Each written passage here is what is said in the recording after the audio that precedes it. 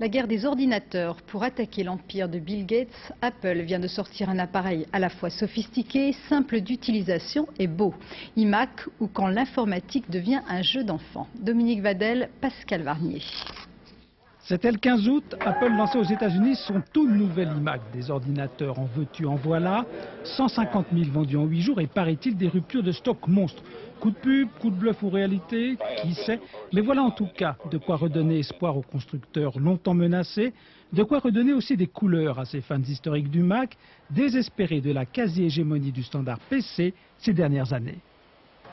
Ça c'est original au moins, ça ressemble à quelque chose qui vient d'ailleurs. Près de Paris aussi, les cartons s'empilent pour les toutes premières livraisons françaises. Design monobloc, forme ovoïde et couleurs acidulées ont été retenues pour cette machine avec unité centrale intégrée.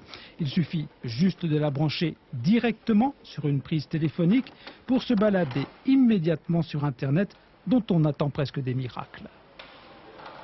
Le développement d'Internet sera notre vecteur principal. Et on voit aujourd'hui que les gens s'abonnent massivement quand ils achètent un micro-ordinateur à l'Internet. Ça, c'est un phénomène nouveau pour la France.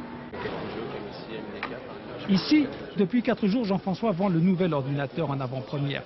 Une centaine de machines auraient déjà été commandées, encourageant, dit-il, et peut-être la fin du cauchemar pour son constructeur.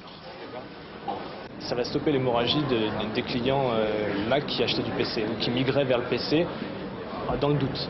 Au mois de janvier, on pourra savoir si Apple est sorti de la crise. Ouais. La crise, chez Apple, on veut l'ignorer, sans doute par superstition. Et avec cet iMac, qui ressemble tout de même à un ultime va-tout, on vise même très haut. Le danger de mort, on est sorti aujourd'hui de cette spirale. On souhaiterait rapidement revenir à 10% de part de marché.